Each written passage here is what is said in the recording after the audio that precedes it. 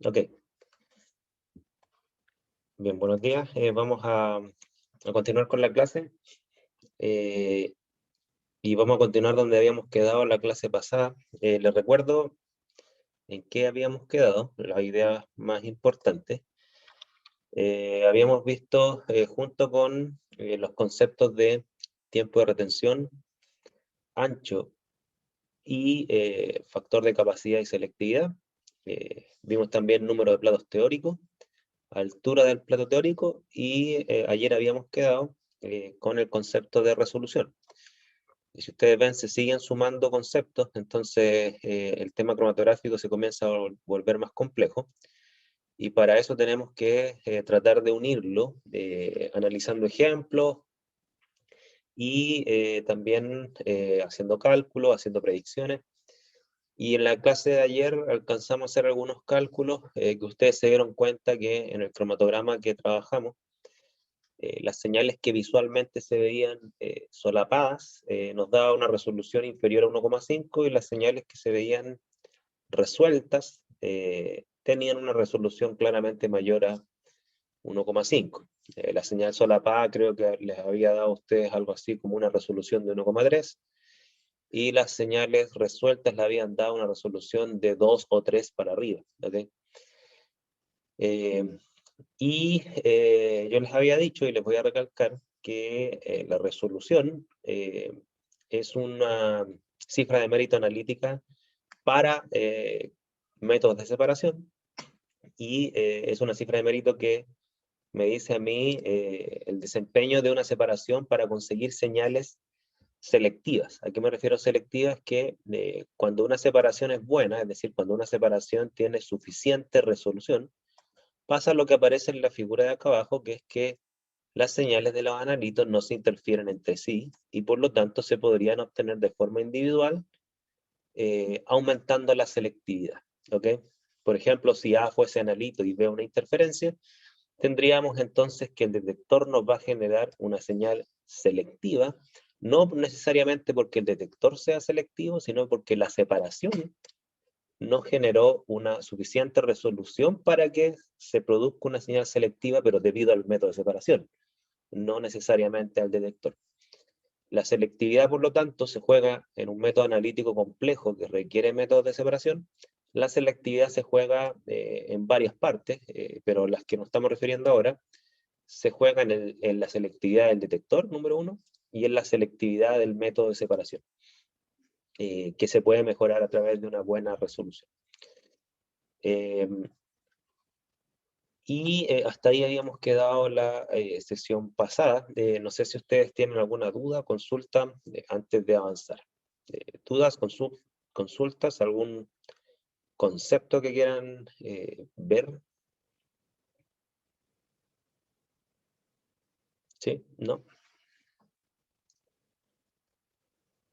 Aquí Álvaro pregunta si la resolución es baja, las señales están solapadas, entonces no se pueden separar bien. Claro, claro, o sea, si, por ejemplo, ¿qué es lo que pasa en la figura de acá arriba? ¿Okay? En la figura de acá arriba no hay buena resolución, por lo tanto las señales se interfieren entre sí. Si uno proyectara, por ejemplo, con colores, más o menos cómo sería la señal de B, individualmente hablando, la señal de B debiera seguir un patrón más o menos así. ¿Ok? La señal de A, si la proyectamos en rojo, seguiría un patrón más o menos así. Algo así. ¿Ok?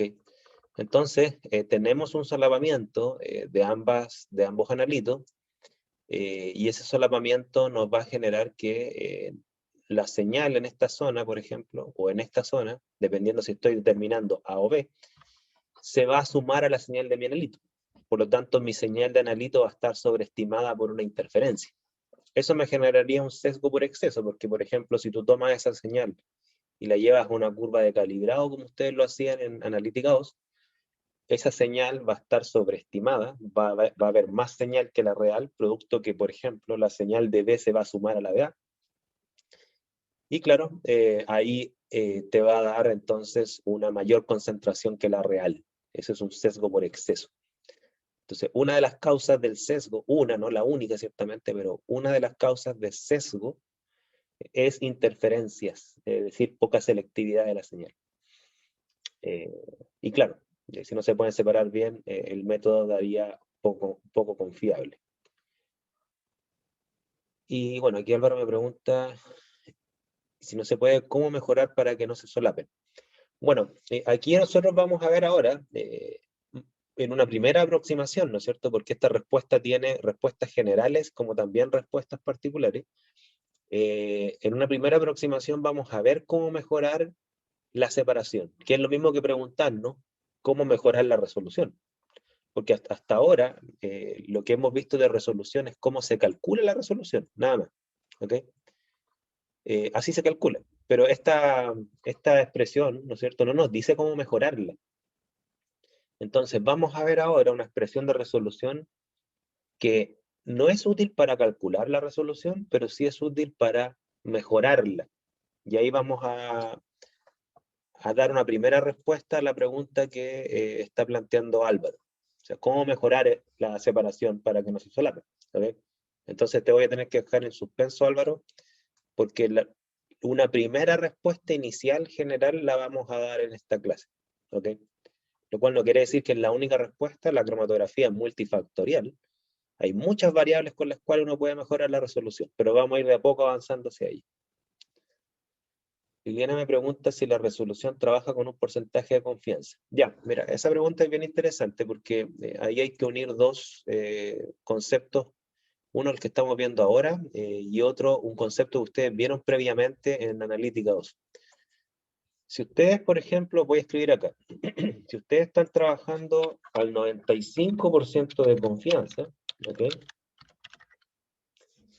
Quiere decir que el error total del método analítico que ustedes tolerarían para considerar el método como confiable, porque nunca un método tiene cero error, el error total que ustedes tolerarían sería un 5% de error total. ¿Ok? Ahora bien, ¿de qué depende ese error? Hay que recordar que un método de separación es solamente una etapa analítica. Ustedes tienen, por ejemplo, un error que se asocia al tratamiento de la muestra, lo voy a ir escribiendo acá. Los errores pueden deberse a las etapas del muestreo, por ejemplo. Su muestreo tiene cierta dispersión, un error indeterminado. Ustedes tienen un error asociado al tratamiento de la muestra. Pueden ser, por ejemplo, digestiones, diluciones, etc. Y todo eso también tiene un error. Tiene un error, por ejemplo, de precisión. Los aforos tienen una precisión, la balanza tiene una precisión, etc. Ahora, después tienen ustedes una etapa que es la que estamos viendo ahora, que es la de separación. Separación-detección. ¿Ok? Que esta etapa tiene un error también, que es el que estamos hablando. ¿Ok? Y ese error, si tú trabajas a una resolución de 1,5, el error producto del solapamiento sería aproximadamente 0,3% o menos. ¿Ok? Y recordemos que tenemos una última etapa que también tiene errores, que es la etapa de calibrado y cuantificación. ¿Ok? Que ustedes tienen que haber visto en Analítica 2, que aquí también hay errores. La curva tiene errores. Tiene errores, por ejemplo, de errores de ajuste, tiene errores residuales, tiene un coeficiente de correlación, la pendiente tiene un más menos, un límite de confianza, el intercepto tiene un más menos, un límite de confianza, el resultado que les arroja de interpolar en una curva también tiene un más menos, es decir, tiene un error, ¿no es cierto? Entonces, respondiendo a la pregunta de Liliana, la razón por la cual se tiende a utilizar 0,3% como parámetro de solapamiento es porque se entiende que este es uno de varios errores que no debieran sumar más de un 5%. Por lejos la etapa que tiene más errores es esta. ¿Ok? Eso se sabe por experiencia. ¿Ya? Los muestreos son súper difíciles de tener un muestreo representativo. El tratamiento de la muestra aporta mucha dispersión, ¿okay? Sobre todo si hay muchas diluciones. Entonces, Por eso se estima más o menos que el error de separación, si supera un 0,3% de error, la probabilidad de que el error te dé sobre un 5% total, considerando que las otras etapas te aportan mucho más, esa es la razón por la cual se trabaja con una resolución de 0,3% para asegurar un error inferior al 0,3% y no se te escape el error total. No sé si me explico con eso.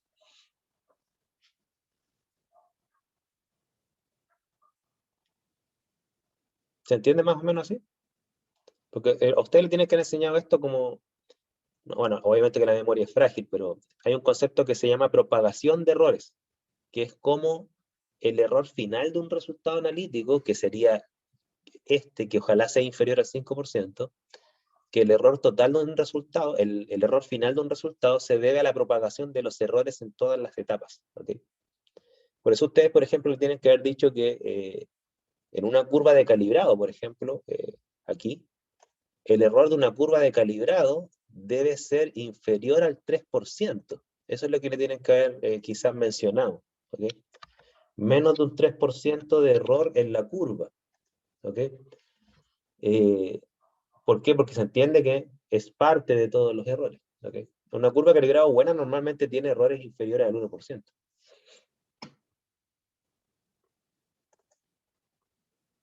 Más dudas, consultas.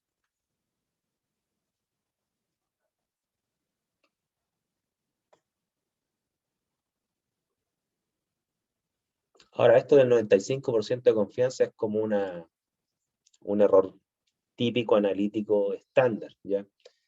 En la realidad, muchos métodos trabajan al 10% de error, trabajan al 15% de error. De eso depende, obviamente, de qué tan controlados son los errores de un método. ¿Okay? Hay métodos que son mucho más dispersos, imprecisos, y por lo tanto los errores totales tienden a ser más laxos. ¿Okay? Todo depende de quién va a utilizar la información, si es que tolera más o menos error. ¿Okay? Más dudas, consultas, por favor.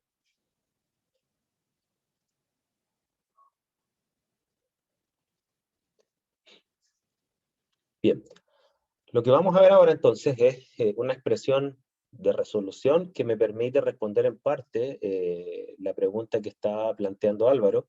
Y bueno, ¿cómo podemos mejorar una resolución? ¿Okay? Porque repito, esta expresión es descriptiva. Les dice la resolución es buena o es mala, pero no les dice cómo mejorarla. Entonces vamos por partes. Voy a deducir, no yo, digamos, voy a mostrarle cómo se dedujo una expresión de resolución que tiene fines explicativos y predictivos para ver de qué variables depende la mejora, ¿no es cierto? Y para eso vamos a partir, obviamente, de la expresión de resolución descriptiva, perdón, y vamos a transformarla en una expresión que dependa de las cifras de mérito. Partamos por lo siguiente. Ahí tenemos la expresión de resolución, la original, y lo primero que se hace es una aproximación, ¿ok? ¿Cuál es la aproximación? La aproximación es la siguiente. Primero, asumamos que los anchos de las dos señales son más o menos parecidos, ¿ok? Que el ancho de la señal 2, la que eluye en segundo lugar, es más o menos similar a la que eluye en primer lugar. Eso obviamente en la realidad no es del todo cierto, pero esta expresión de resolución, como tiene fines explicativos y predictivos, no importa que no sea exacta, pero sí importa que sea predictiva. Toda predicción en ciencia tiene aproximaciones, así que no hay que, digamos, espantarse.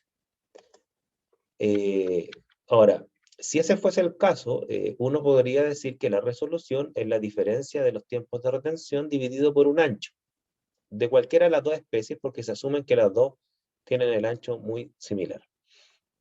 Ahora, recordemos que hay una relación inversa entre el número de platos teóricos, n, ¿ok? Y el ancho. Entonces, en la medida en que yo aumento n, disminuyo el ancho. Eso nosotros lo vimos cuando vimos contracorriente. No sé si ustedes se acuerdan que comparábamos un proceso con más número de extracciones, que era análogo al número de platos, y nos daban señales más resueltas porque eran más estrechas, se distribuían de forma más estrecha a lo largo del proceso. Entonces, mientras mayor el n, mayor el ancho. menor el ancho. Entonces, ¿qué es lo que podemos hacer?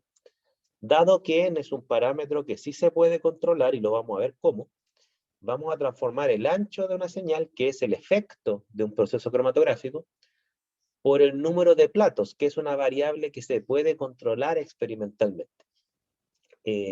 Entonces veamos la relación inversa, ¿ok? Y por lo tanto, si reemplazamos el ancho como el n a través de esta expresión, nos va a quedar así. ¿Ok? Obviamente ahí me salté un par de pasos, ¿no es cierto? El ancho se transforma en n sacando la raíz cuadrada de 16 por el tiempo de rotación al cuadrado partido por n. La raíz cuadrada de 16 es 4, por eso me aparece un 4 acá abajo. La raíz cuadrada de tiempo de retención al cuadrado me queda como tiempo de retención, ¿ok? Aquí se asumió para efectos de cálculo que este ancho, nos referimos al ancho de la señal 2, ¿ok? Porque es igual al del 1, pero para efectos de cálculo se asumió que estamos hablando siempre de la señal 2, porque hay que asignarle un tiempo a esto, ¿ok? Y esta expresión aproximada ya nos depende de una variable que experimentalmente uno puede controlar, ¿ok? Por ejemplo, ya les puedo anticipar, ¿no es cierto? Y algo que ustedes hasta podrían intuir por sentido común. Si yo tengo una columna exactamente igual, pero del doble de largo, va a tener más número de platos, ¿ok? Porque si un analito se distribuye una vez en una columna, en una sección de 1 centímetro, si esa columna tiene 10 centímetros, va a tener 10 platos, si tiene 20 centímetros, va a tener 20 platos, y así sucesivamente, ¿ya? Aquí me pregunta Álvaro, ¿y el 2 que multiplica los tiempos de retención 2 y 1 al considerar? Ah, el 2 se va acá, ¿no es cierto? Porque como tú consideras que los anchos son iguales, te va a quedar acá abajo como 2 veces el ancho por 2 veces la diferencia de los tiempos. ¿Ok? Entonces los dos se van. ¿Ok? Por eso desaparece el 2, digo.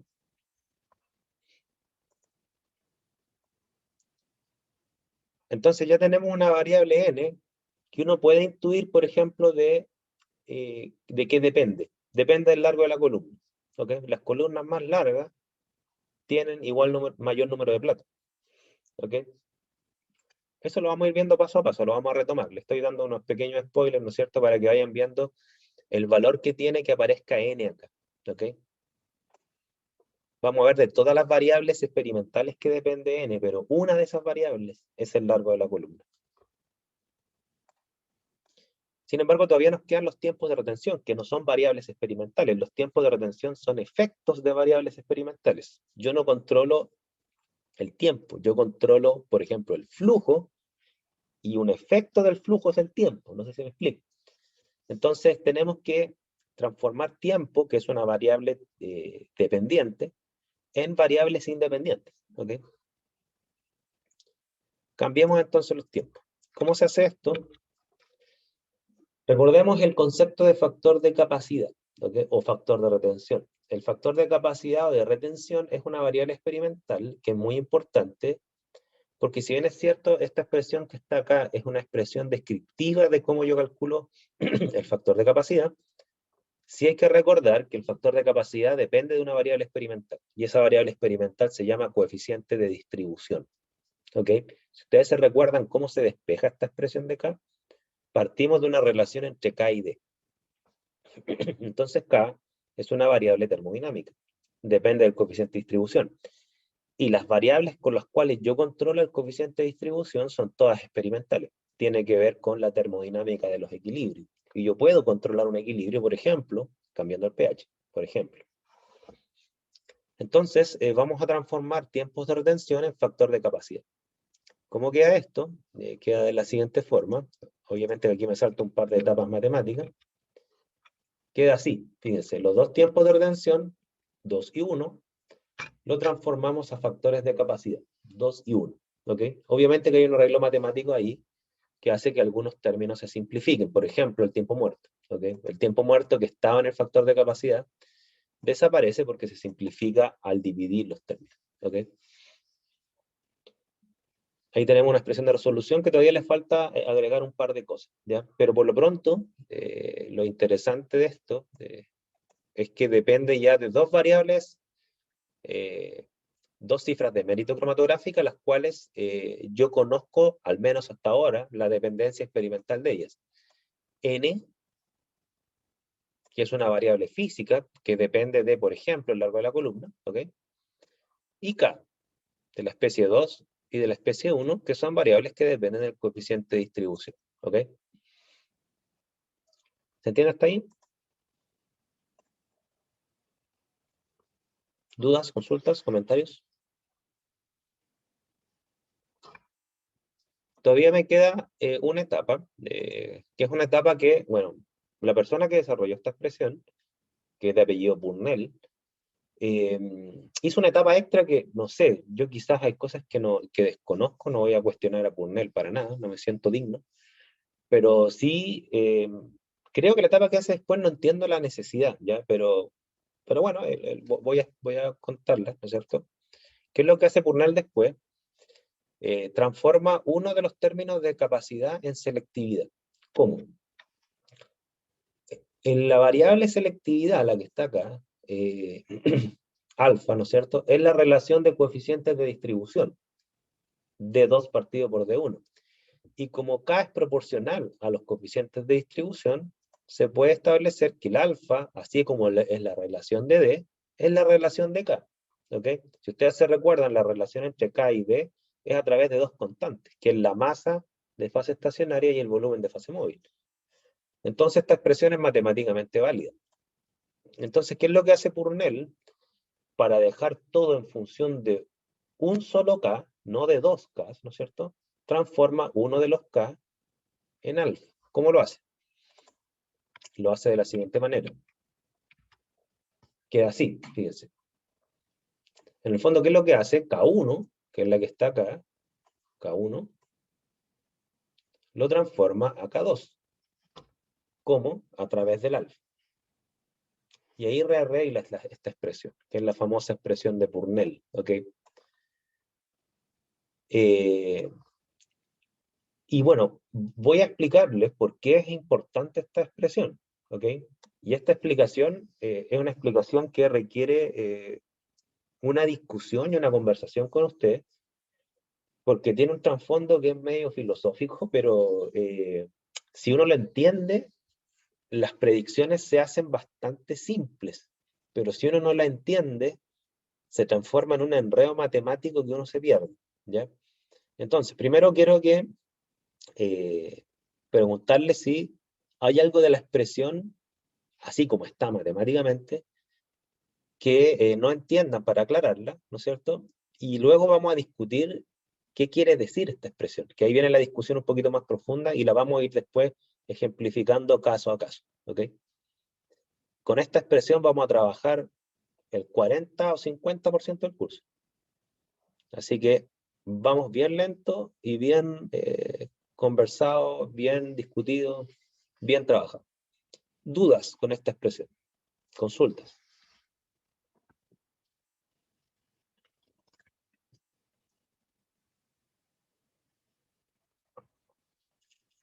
¿Alguna duda, alguna consulta?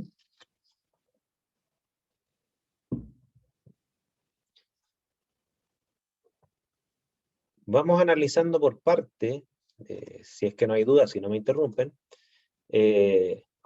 las connotaciones de esta expresión. Espérense, voy a agrandar esto un poco, porque tengo una diapo más grande. Ahí. Ya, esta es la expresión de Purnell. La puse ahí bien grande, ¿no es cierto?, para que ustedes la vean. ¿Qué es lo que me dice esta expresión de Purnell? Me dice varias cosas. Lo primero, que la resolución es directamente proporcional a n, particularmente a raíz de n. ¿Ok? ¿Qué quiere decir esto? Que si yo por alguna razón aumento el número de platos teóricos, asumiendo que todo lo posterior de la expresión se mantiene constante con esta variable, ¿ok? Supongamos que todo esto es constante. Bueno, si yo aumentara n manteniendo los otros parámetros constantes, necesariamente la resolución va a aumentar. ¿Ok? Y va a aumentar proporcional no a n, sino que a raíz de n. Pero es un aumento proporcional, no lineal, es lineal a raíz de n, no a n, ¿no es cierto? Y esto es bien importante porque n, el número de platos teóricos, que se le llama en los textos eficacia, y aquí por favor pongan mucha atención con lo que voy a decir, n, que en los textos se le llama eficacia, es una variable exclusivamente física. ¿Qué quiere decir esto? Que depende de parámetros exclusivamente físicos. ¿Cuáles son esos parámetros? Los voy a marcar acá, ¿ya? Para que les quede lo más claro posible. Una variable física se llama largo de la columna, como ya les mencioné.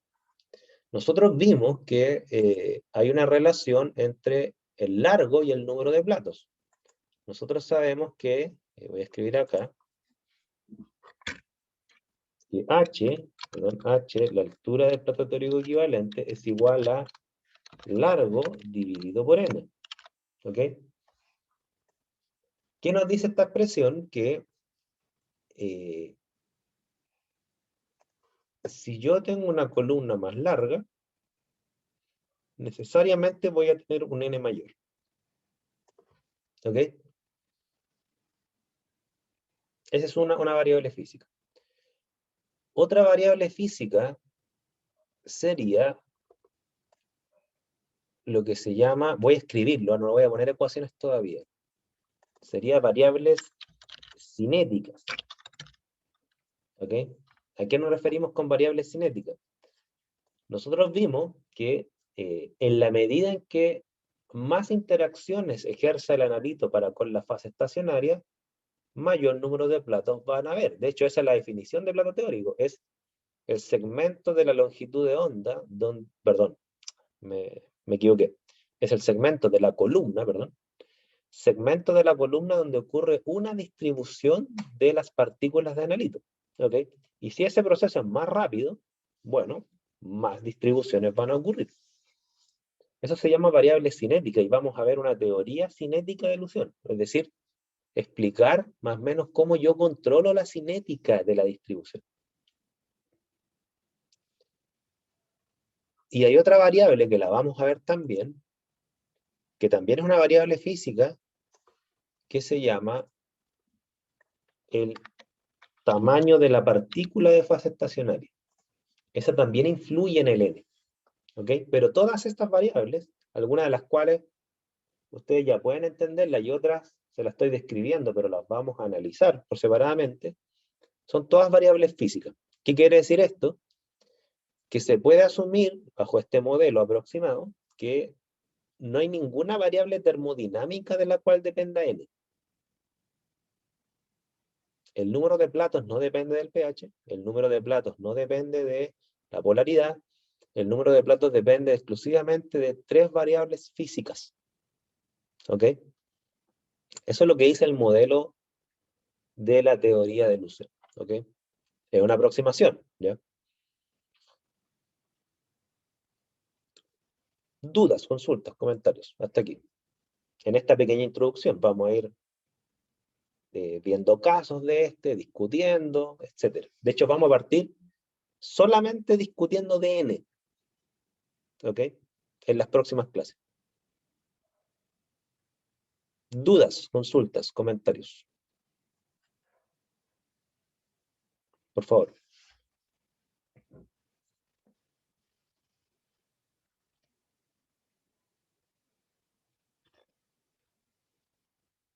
No puedo creer que no tenga ninguna duda.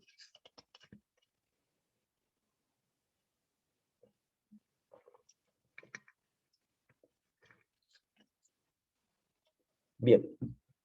Lo otro que vamos a ver, pero esto va a quedar en suspenso, por así decirlo, porque lo vamos a ver después de ver n, ¿ok? Es todo lo que viene después. ¿Qué es todo lo que viene después? Lo que se llama la componente termodinámica de la resolución. De hecho, voy a cerrarlo con otro color, ¿ya? Y respondo inmediatamente lo que me pregunta Catalina. Esto que está encerrado en azul, que involucra la selectividad y la capacidad, ¿ok? selectividad y capacidad. Esa se le llama la componente termodinámica de la resolución. Alfa y K dependen de los coeficientes de distribución, ¿ok? Por lo tanto, eso lo vamos a ver después, la termodinámica de la resolución. Primero vamos a partir con la física o cinética de la resolución. Ya, Catalina me pregunta si puedo explicar de nuevo lo de la eficacia. Ok, miren, lo voy a explicar de nuevo, pero me lo voy a explicar con un modelo de partículas, ¿ya? Denme un segundo. Voy a borrar esto. Vamos a partir entonces, para responder lo que dice Catalina, y en realidad es el orden que yo tenía planificado también. Vamos a partir viendo la dependencia de la resolución con la eficacia, o entendamos eficacia como número de platos teóricos. Y para eso, denme un segundo, voy a proyectar un video, que creo que lo tengo acá. Denme 5 segundos, porque vamos a entender el número de platos teóricos a través de un modelo de partículas, ¿ya? Que eso es lo que siempre cuesta psicológicamente ver. Voy a ver.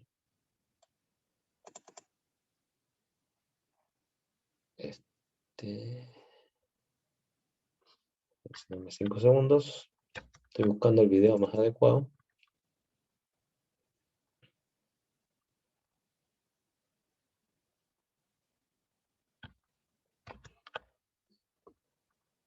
Acá, a ver.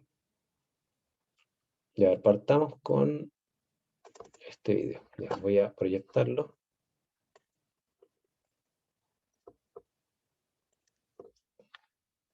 5 segundos. Acá. ¿Ya ven el video ahí? Responde inmediatamente lo que me pregunta Liliana. Vamos a partir primero con el tema de la eficacia. ¿Ya? ¿Ven el video ahí? ¿Ven así como la captura del video? Sí, ya. Ya miren. Supuestamente lo que pasa a nivel cromatográfico es una cosa así, ¿ya? Primero, miremoslo desde un punto de vista del analito, ¿ok?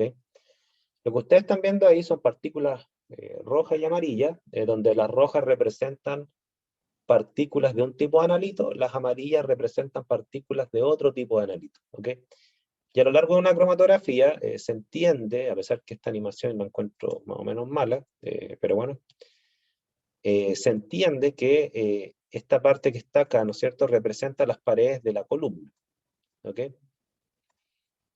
Ya, lo primero que vamos a tratar de dejar lo más claro posible es que en un proceso cromatográfico lo que ocurre es algo más o menos así, ¿ya?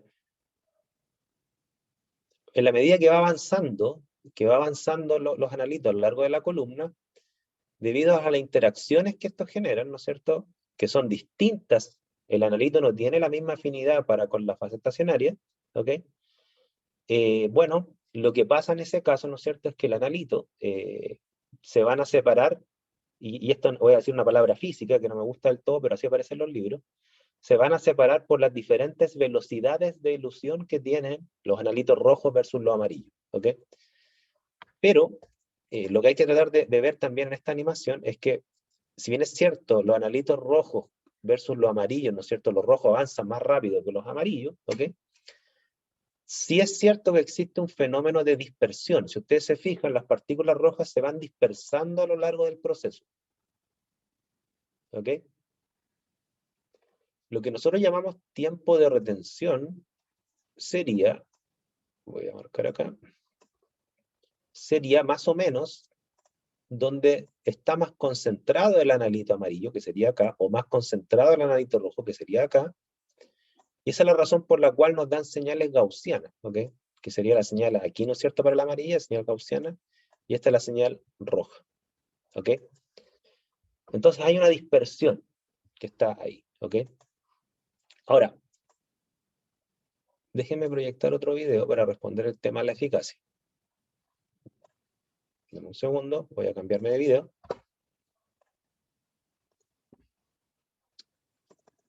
Voy a cambiarme a este.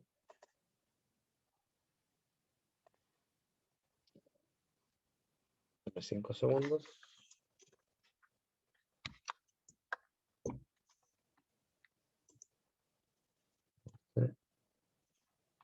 Voy a cambiarme irme a...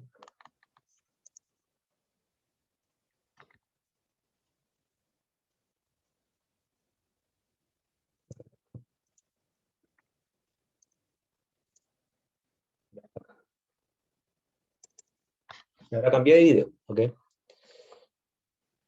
Acá muestro un video que, fíjense, la figura de abajo representan los analitos separados por una fase estacionaria, donde la fase estacionaria sería las partículas que están marcadas acá en verde, ¿ok? Esta sería la fase estacionaria. Pero aquí tenemos dos tipos de fase estacionaria, ¿ok? La fase estacionaria de abajo tiene las partículas más ordenadas, la fase estacionaria de arriba tiene las partículas más desordenadas, más dispersas, por así decirlo. Ya vamos a llegar al tema de la partícula. Pero lo que quiero mostrarles es lo siguiente, miren. Voy a ponerle play a esto, a ver si es que se ve decente.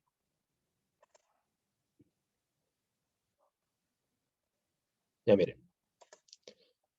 ¿Qué me muestra a mí esta figura? Y aquí lo voy a tratar de interpretar con el tema de la eficacia, que es la pregunta que me estaban haciendo. En el proceso que ocurre acá arriba, lo voy a marcar acá en amarillo, en el proceso que está ocurriendo acá arriba, si ustedes se fijan, las partículas se dispersan más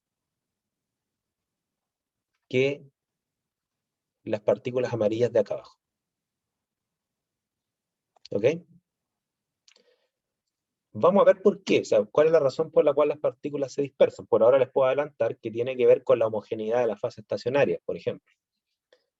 Ahora, ¿qué significa esto? Significa que, por ejemplo, y ahí vamos con el tema de la eficacia, que si yo les dijera cuál es el segmento de la columna donde ocurre una distribución,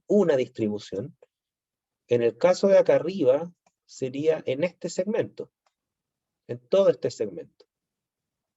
¿Ok? En el caso de la columna de abajo, sería un segmento menor. ¿Me siguen? Entonces, podríamos decir nosotros que H, lo voy a escribir acá, podríamos decir nosotros acá que H, la altura del plato teórico equivalente, que representaría el tamaño del cuadro, ¿no es cierto?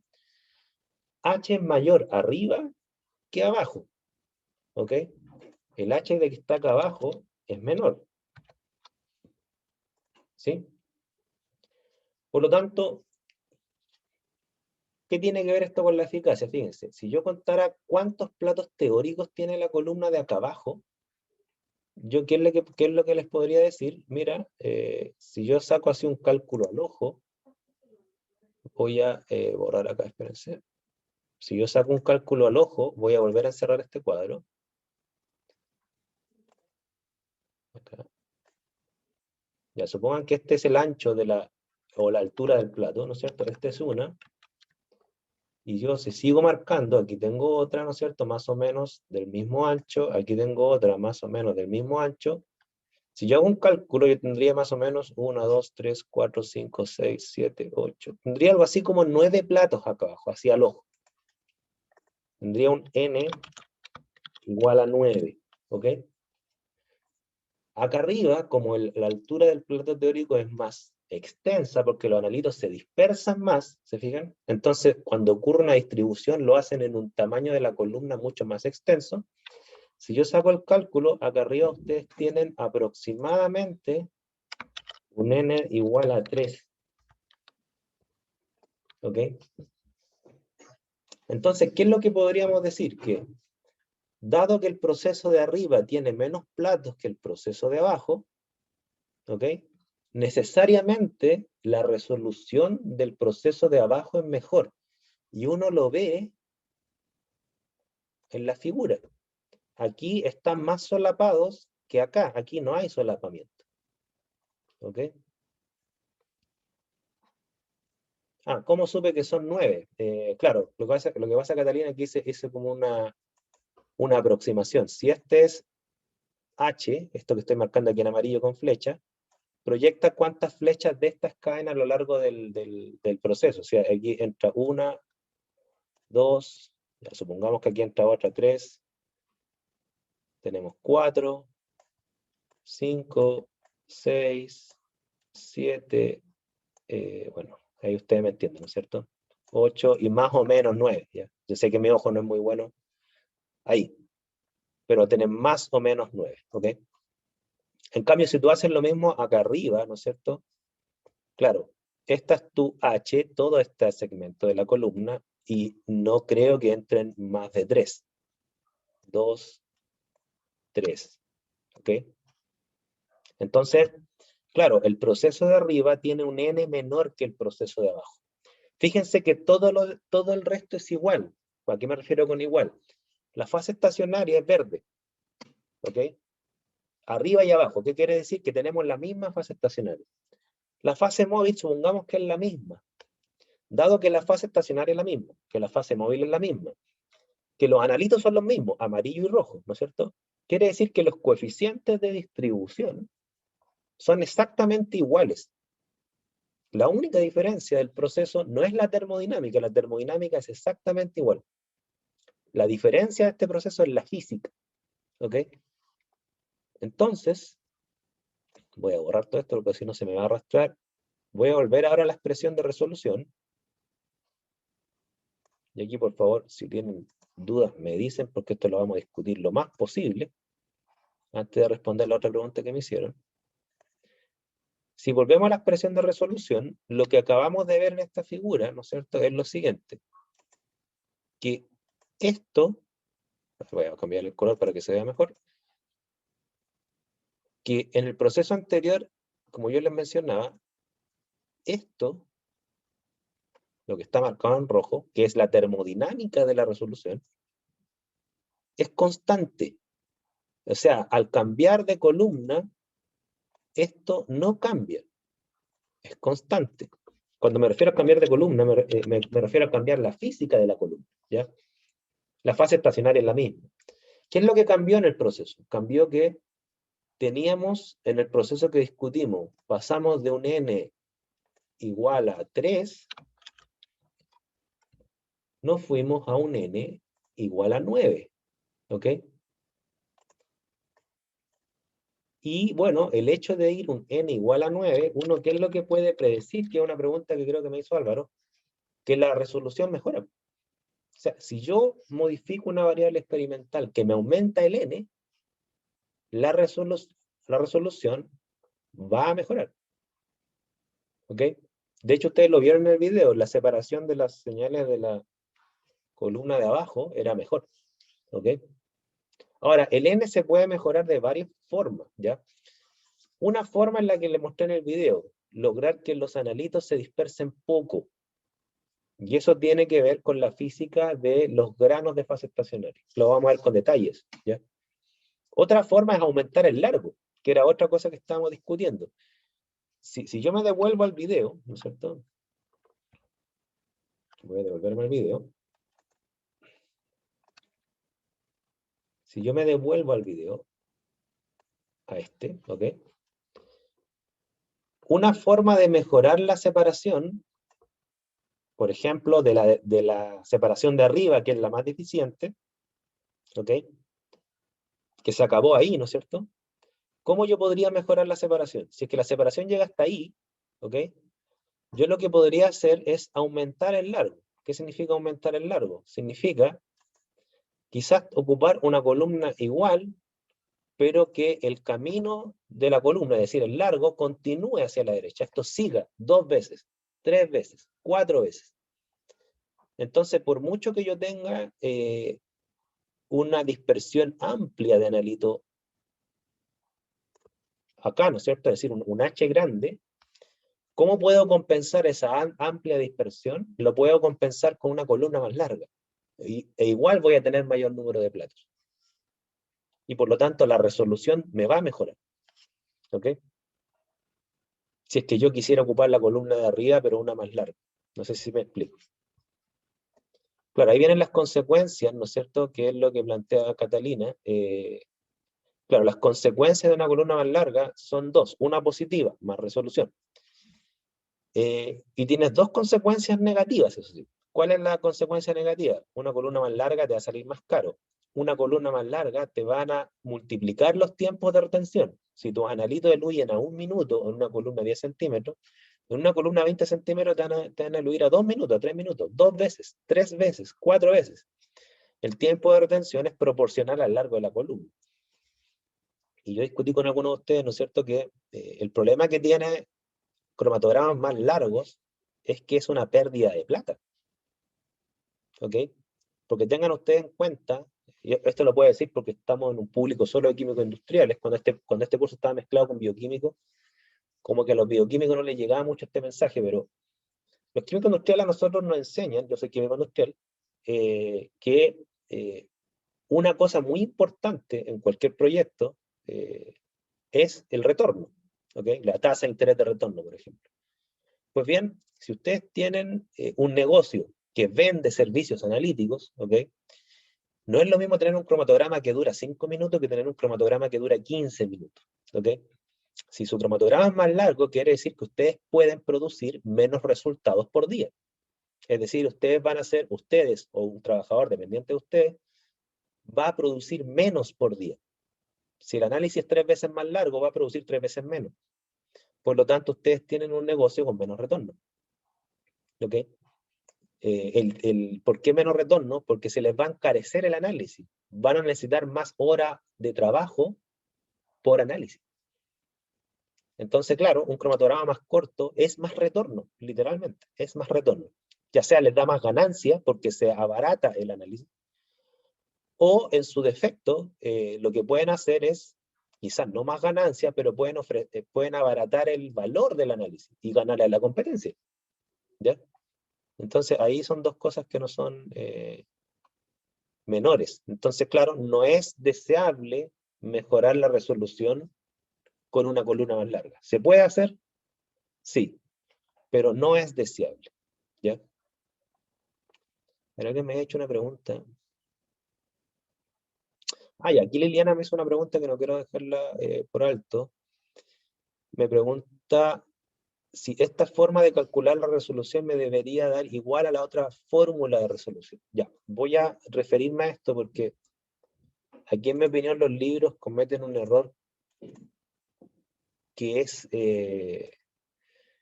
a ver, a mi juicio cometen un error que es como entre conceptual y de ingenuidad, no lo sé, ¿ya? A ver, espérense, estamos viendo esta expresión, ya ahí la ven ahí, ¿no es cierto? Ya, esta expresión que está acá, recuerden que surge de una aproximación, ¿ok? ¿Qué significa que surge de una aproximación que asume que el ancho de la señal 2 es igual al ancho de la señal 1? ¿Qué quiere decir esto? Que esta expresión es una expresión aproximada, número 1. ¿Ok? Es una expresión aproximada. Por lo tanto, no debiera dar el mismo valor que la expresión de resolución original, que es la expresión exacta, pero sí debiera dar un valor aproximado.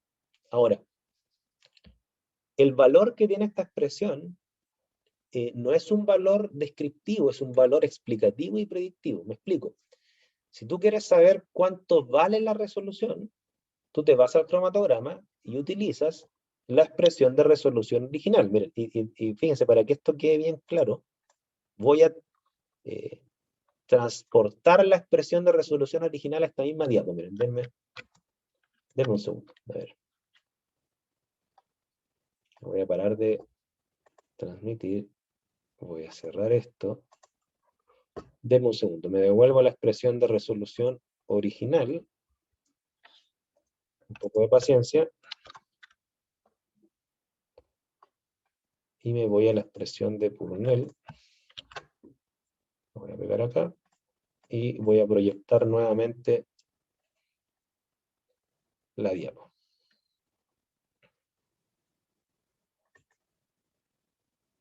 Aquí. Entonces, ahí están las dos expresiones de resolución, ¿ok? Si ustedes quieren calcular la resolución, es decir, describir cuánto vale, esta es la expresión adecuada, porque es exacta. Número 1 es exacta. Número 2, es más rápido calcularlo, porque fíjense que ustedes solamente con los tiempos y los anchos calculan la resolución. Es muy económica en términos del tiempo que tendrían que dedicarle para calcular la resolución. La expresión que está acá arriba, no, si bien es cierto, uno podría calcular una resolución, tiene dos problemas. Una es que es aproximada, como les mencioné. Entre una expresión exacta y una aproximada, prefiero quedarme con la exacta, salvo que me digan que la aproximada es más fácil calcular la resolución. El hecho es que la expresión que está acá arriba, la resolución, tampoco me es fácil calcular la resolución. ¿Por qué? Porque ustedes tendrían que saber n. N tendrían que deducirlo, ¿no es cierto?, con los tiempos y los anchos. N no se lo entrega directamente al cromatograma, tendrían que ustedes calcular el N. Ya hay un problema ahí, ¿no es cierto? Y ustedes saben que hay un N por analito. Tendrían que calcular un promedio de N, no sé, dependiendo de la expresión y la orientación del libro que consulten. Alfa no se los da el cromatograma, hay que calcularlo con los tiempos de retención y los tiempos muertos. Y si el cromatograma no me da el tiempo muerto, hay que estimar el tiempo muerto, como lo vimos en la clase pasada. Otro problema. K tampoco me lo da el cromatograma, tengo que calcularlo con los tiempos de retención y el tiempo muerto. Entonces, calcular la resolución con la expresión de arriba es aproximado y súper poco económico. Uno se toma mucho, mucho tiempo. ¿Okay? Lo más fácil es calcularla con la de abajo. Es más rápido y es exacto. ¿Okay? Ahora, el problema está que los libros cometen este error. Hay muchos ejercicios que dice calcule la resolución. Y le dan un cromatograma. Y lo calculan con la expresión de Burnell, la que está acá arriba. Eso, si bien es cierto matemáticamente se puede hacer, en la realidad no tiene ningún sentido hacerlo así, porque ustedes están calculando una resolución aproximada con muchos supuestos, ¿ok?, que son innecesarios, porque para calcular la resolución se calcula directamente de los tiempos y los anchos sin asumir nada, sin asumir un tiempo muerto, sin asumir una porosidad, sin asumir que los anchos son iguales. Entonces, conceptualmente, si bien es cierto matemáticamente está bien lo que hacen los libros, no tengo nada que decir con eso, conceptualmente es un error calcular la resolución con la expresión de arriba. La expresión de abajo es la expresión para calcular la resolución. La única utilidad que tiene la expresión de arriba es lo que estamos discutiendo ahora. La expresión de abajo no me dice cómo mejorar la resolución. La expresión de arriba sí me da pistas. Por ejemplo, mejor el n. ¿Ok? Eso no me lo dice directamente la expresión de abajo. No sé si me explico con esto que estoy diciendo. ¿Ya? Entonces, respondiendo a la pregunta que me hizo Liliana, creo. ¿Se puede calcular con la expresión de arriba? Sí. Da lo mismo, no exactamente lo mismo porque parte de cierto supuesto. Pero conceptualmente es errado calcular la resolución con la expresión de arriba, a pesar que los libros insisten en hacerlo con la de arriba.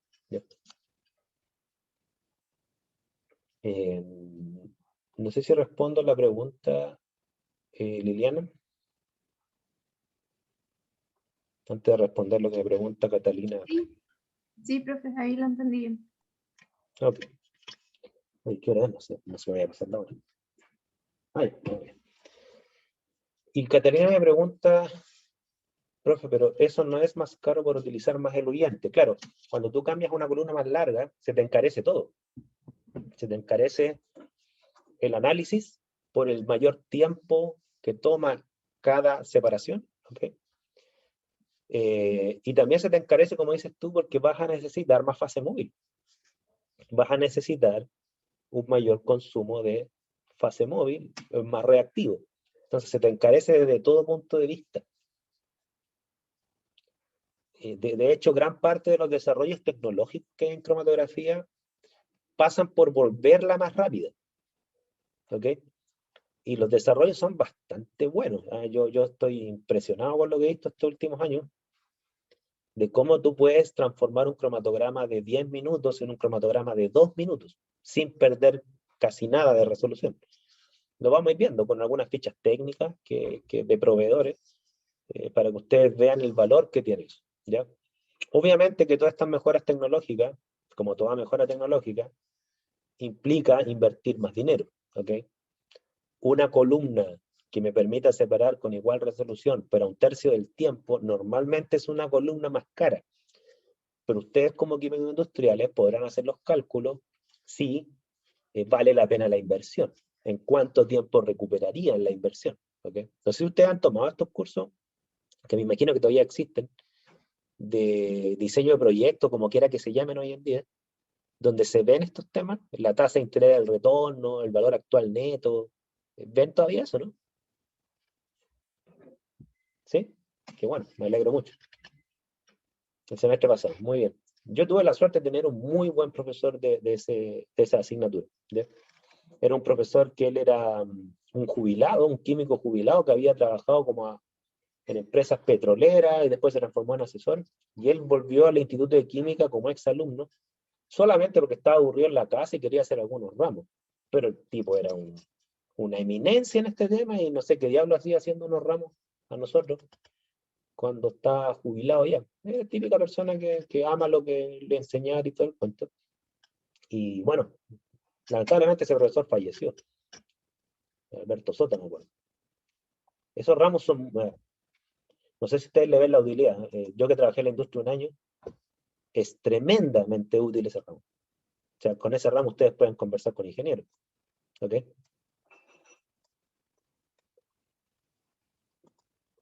Yo sé que la malla cambió ahora, así que por eso les pregunto si existe el ramo todavía, porque como cambió la malla un par de veces, desde que yo la tomé, que yo tomé la malla inicial, la primera malla de química industrial, me imagino que ha sufrido algunos cambios para bien, tengo entendido.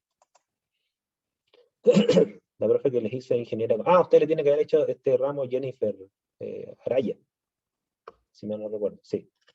Si no, yo ubico a la Jennifer, si la Jennifer trabaja en el Instituto de Química, y claro, los ingenieros comerciales dominan al revés y al derecho.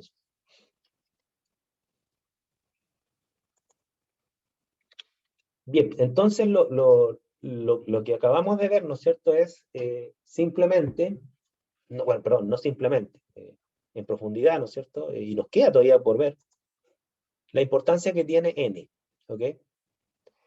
Ahora, N, como yo les mencioné, depende de 3 parámetros, como les dije, ¿ya? Voy a volver a marcarlo aquí para que no se lo olvide. N depende del largo de la columna, lo que acabamos de ver. N depende, y esto lo vimos en un primer inicio, ahora lo vamos a ver en la próxima clase con detención. N depende, fíjense lo que voy a poner, de la partícula o de las partículas de fase estacionaria. ¿Ok? ¿A qué me refiero que depende con las partículas de fase estacionaria? Particularmente su morfología y su tamaño. Lo vamos a ver en la próxima sesión. Pero un pequeño spoiler, ¿no es cierto? La dispersión que tienen las partículas de analito cuando eluyen dependen en parte de cómo es la fase estacionaria. ¿Ok? Y como vimos recién en el video, mientras más se dispersa un analito en una columna, el H es mayor. Vamos a ver eso también. Y la tercera variable, que esta sí que no es obvia, lo voy a dejar solamente enunciada, se llama flujo. Hay una influencia del flujo sobre N, indirectamente. ¿Ok? También lo vamos a ver. El flujo afecta la cinética de distribución. ¿Ok? Y por lo tanto, hay una dependencia entre el flujo y N. Y las 3 variables son físicas. Ahora, quizá ustedes se estarán preguntando, bueno, ¿y qué pasa con los otros términos, ¿no es cierto? Los otros términos que están acá, que es lo que marqué en azul, lo voy a volver a marcar. ¿Qué pasa con alfa y K? ¿Ok? Pues bien, como yo les mencioné, estas son variables termodinámicas, es decir, voy a poner acá, son variables termodinámicas, por lo tanto dependen de todo lo que depende del coeficiente de distribución. ¿Ok? Y para eso no existe una teoría general, porque cada tipo de cromatografía tiene su tipo de interacción con la fase estacionaria y por lo tanto los principios que gobiernan el coeficiente de distribución son propios para cada tipo de cromatografía. No hay una teoría general de eso. hay una teoría general de la física de la cromatografía. No hay, y a mi juicio no puede haber, una teoría general que gobierne toda la termodinámica de todas las cromatografías. Eso se ve caso a caso. ¿Ok? Entonces vamos a partir nosotros, en la próxima sesión, con la teoría cinética de ilusión. Perdón. Por acá. Vamos a partir entonces en la próxima sección con la teoría dinámica o cinética de ilusión. ¿Ok? Ahí dejé enunciado la teoría que vamos a ver mañana. Dudas, consultas, comentarios. Algo que quieran repasar, porque no quiero partir esta teoría y dejarla en 5 minutos. ¿Ya? ¿Dudas, consultas, comentarios con lo que hemos visto hasta ahora?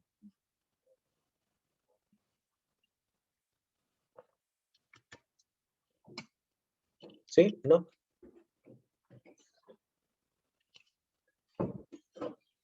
Bien. Todo bien. Me alegro. Bien, entonces vamos a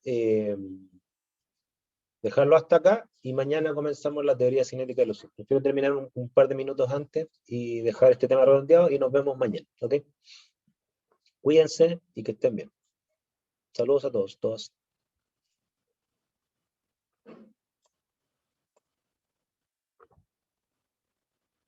Chao, chao.